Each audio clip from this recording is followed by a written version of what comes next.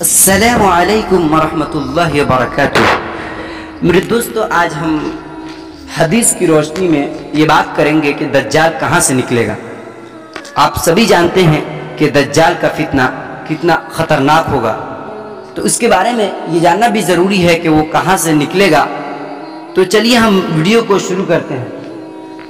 حضرت عائشہ رضی اللہ تعالی عنہ فرماتی ہیں کہ حضور صلی اللہ علیہ وسلم میرے پاس تشریف لائے تو اس وقت میں بیٹھی ہوئی رو رہی تھی۔ آپ صلی اللہ علیہ وسلم نے رونے کا سبب پوچھا۔ میں نے کہا یا رسول اللہ، دجال یاد آ گیا ہے اس لیے رو رہی ہوں۔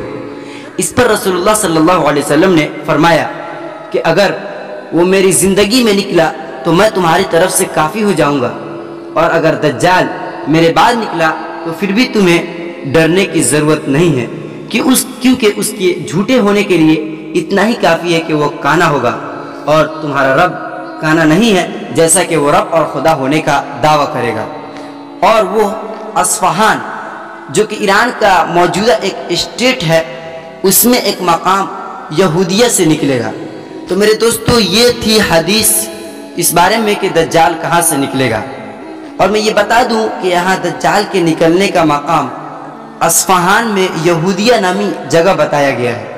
بخت نصر نے جب بیت المقدس پہ حملہ کیا تو بہت سے یہودی اصفہان کے اس علاقے میں آ کر آباد ہو گئے تھے، چنانچہ اس وجہ سے اس کا نام یہودیہ پڑ گیا۔